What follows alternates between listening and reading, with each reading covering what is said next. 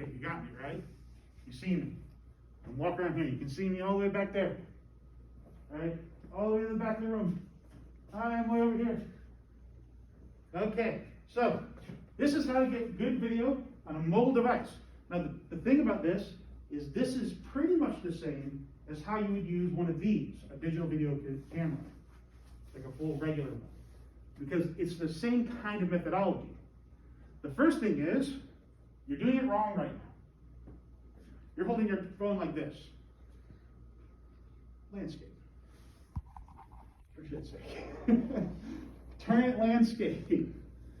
Now, the thing is that when you're recording, even if you're doing something for like, heaven forbid, TikTok, most what everybody sees video in is in landscape view. All of our phones, all of our monitors, laptops, tablets, everything, televisions, all that stuff is portrayed in landscape view. Your eye, your human eyes, are designed to see in an oval like this. That's landscape. All of our cameras are designed basically the same way as your eyeballs are. They're round. They have a focal point. It's a preferred focal point. And as it's going, these cameras now on our phones are starting to get to the point where we're going to start seeing virtual reality, augmented reality. So two video cameras will play at the same time for stereoscopic vision, just like your eyes. So always record like this. Now some phones, they've started adding in like two of them next to each other at the top, which makes, I understand this is easier to hold and this is easier for you to read on, but it's not good for seeing. Like, if you have Netflix, Hulu, Amazon Prime, we all do, right? I have several of those accounts, and I know so many people who are using my accounts. But this is how they look at stuff. So you should record like that. Also, this gives you the right kind of holding aperture. Right? You're holding it correctly to hold one of these. Because the way that they're designed is that they have a screen and a body. So you're holding it in landscape there too. So that's step one. Landscape that. Landscape. Hold it in landscape. And put the cap back. Okay. Number two. So this thing costs like $1,000. These are like 200. But still, you break it, you buy it. Right? Get two hands on it. Just get both your hands on it. I don't want to see anyone drop this. I certainly don't want to see anyone drop these. Right? I don't want you to have to deal with that. Because you're going to buy me a new one. That's how that will work. And of course, you know, if you're holding it, you're probably recording. If you drop it, I know exactly who dropped it. Right? Mind you, there's some leeway. Like, you know, it's not like you're going to be admonished and then kicked out of school. We just have to have you buy a new one that really slows things down. I only got 12. No, I only got 9. I didn't get the budget for the other 3. That's right. I only got 9. So, both hands on that. But how you use it, right? I see a lot of people doing this. You are a dynamic system. You are. You're a human being. You're a bunch of bones, which are made out of calcium, which is metal, that are discrete objects that are being held together with like rubber bands. And then on top of it, you're exercise science students. You all tend to be kind of fidgety. You all seem to have, like, my kids have ADD, and you all seem to as well. That's not a bad thing, that's a superpower, understand that. I know a lot of my students actually take Adderall and things of that nature because it helps you focus. That's okay. That's fine. You're super creative. You're super physical. That's a superpower. It's awesome. It's difficult though, if you're holding a phone, you're gonna jiggle. So you wanna get your elbows in and bring your elbows to your sides as best as possible when you're holding this. Because then it keeps you from doing this. Keeps you from doing this. Right? You want to get them in. You want to turn. I'm sorry, I got to write that down. You want elbows in. Bows in. 2 hands. All right. Elbows in. Get those elbows in. Next, you really want to turn with your core. You don't want to turn the phone like a head, because then your footage comes out kind of bumpy and quickly shifts. It makes people watching it sick. You know this. Everyone in this room, myself included, have watched things online. And when someone's holding their phone like this, and they're running, and you're watching, you're like, oh boy, I'm getting just car sick watching this. Oh, Lord. Yeah, don't do that to people. That's really awful. It sucks. It's painful. You know it's painful. You've experienced it. So, we want to hold that phone, both hands, sideways, to get the best kind of view, landscape view. Right? We want to get our hands on there. We don't want to occlude the camera. We'll get better. Don't hold it in. We're going to turn with our core, because you're using long muscles, which give you that nice, smooth action. Right? We want to use long muscles on that. So we want to turn with our core. You can hold it up here if you need to. It does make you a little more bouncy. I find that about here. So your elbows are kind of touching your ribs on the sides. Seems to be good right here, like this. With these phones and these cameras, that tends to be the right way to do it.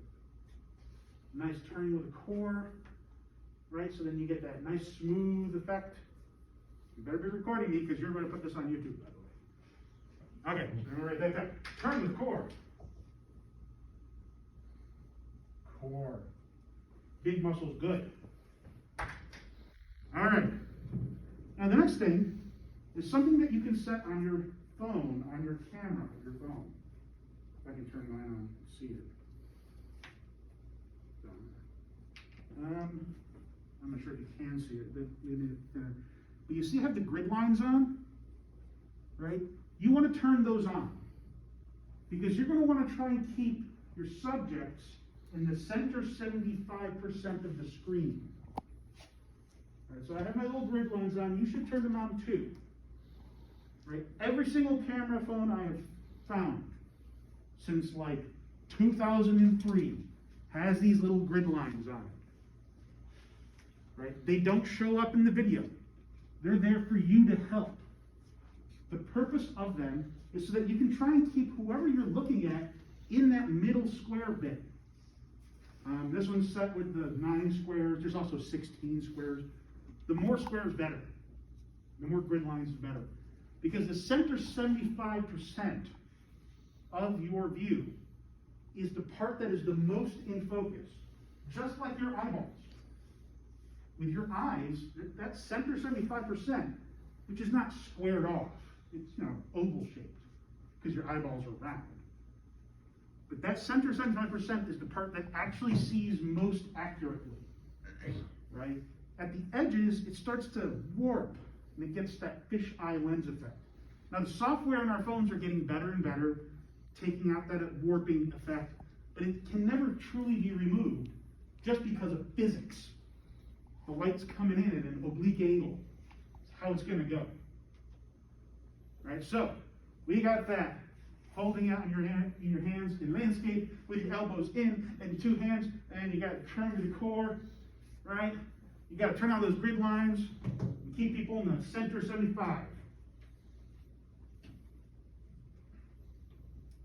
I went through these cameras and I turned the grid lines on all of them as well. Although they may have reset because it's been like a month since I charged them. Last semester ended. I haven't been back. So I might have to reset that. So if you find that off, that's a setting. Tell me, I'll show you how to turn it up. Set for 75%. And then finally, if you can't get a tripod, you're going to have to become the tripod. Right? Because, again, we're dynamic creatures. I'm being super animated right now, although I always talk with my hands because I'm Italian. Right? But that's just the thing. Like, as a human, you cannot help but move. You're not meant to stand still.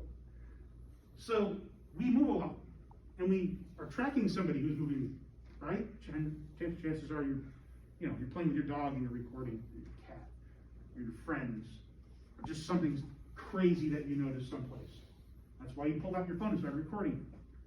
Right? Those things are dynamic. You would record something that doesn't move. You take photograph of it. But still, you know, landscape, pull it, and snap, probably still better. But still, we need to be able to stabilize our camera. So we want to become the tripod. We want to become the thing that does it. So, there's a couple ways of doing this. One, get up against the wall. Quick, get to the walls. No, really, get to the wall, do it. There's walls here and there, everywhere, get to the wall. Now get the right grip, man. Right? Get us on these walls.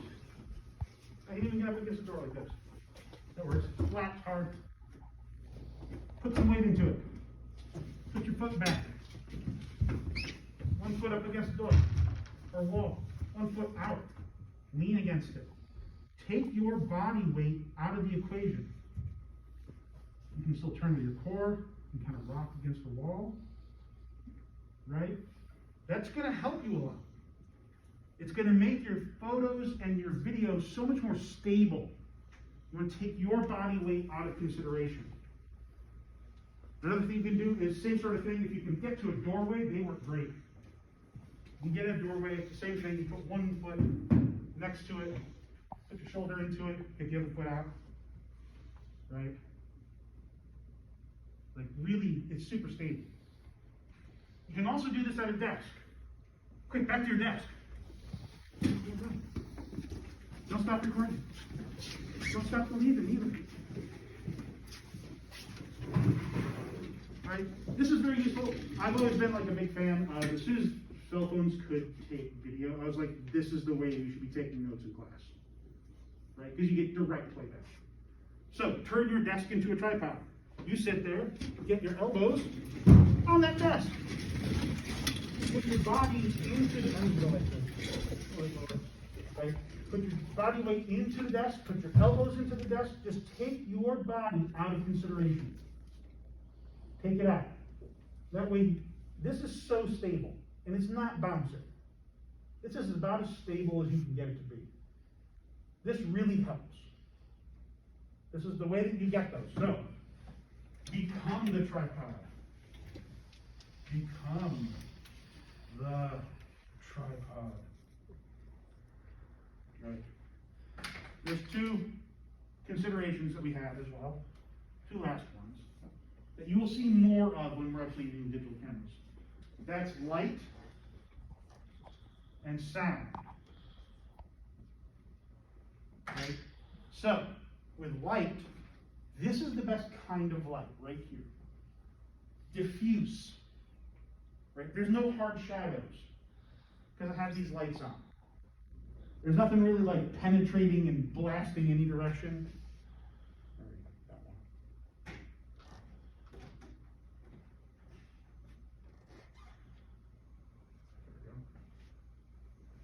There we go. That's it. Okay, right? That's great. But then sometimes you run into this situation. This is terrible. Right? Directional light with strong shadows. Make it bigger. Make it bigger. Right? This is awful. And of course, the biggest perpetrator of this is the sun.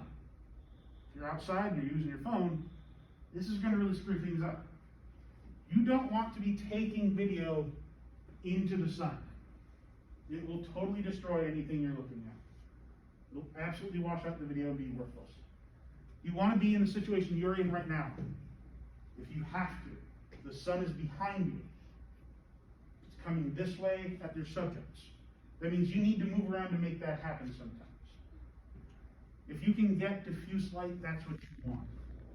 This is why if you really pay attention in movies, television shows, with real people, with actors, whenever they do an outside scene, you'll often notice that they choose a cloudy day because then they don't have any strong sun effects. Unless they want to wash it out, they just don't go outside. They do stuff on a soundstage. And of course, the final one is sound. Sound. I'm speaking loudly. I'm enunciating through a mask as much as I can. Right? But sound can really destroy stuff. And your phone is kind of designed to hear you more than anything else. I breathe loudly because I'm fat and I have asthma, and that tends to show up on any video that I take. I have kids, so I get a lot of video. In fact, that phone is mostly full of video of my kids. It's gonna happen, right? But if you're using a video device, you are gonna have to be aware of the fact that there's a microphone recording sound. Now these ones, digital video cameras, the microphone sort of points face outwards, the same direction as the lens. But on your phone, it's just a general microphone, and it's gonna get sound from everywhere. I do find this tends to help, that whole putting this there, because if you put it here, you're not as close to your mouth. So you have to be careful about sound in that situation. Outside, of course, you can't really do too much about it. Right, so that's our 5 steps to getting good video. And cut.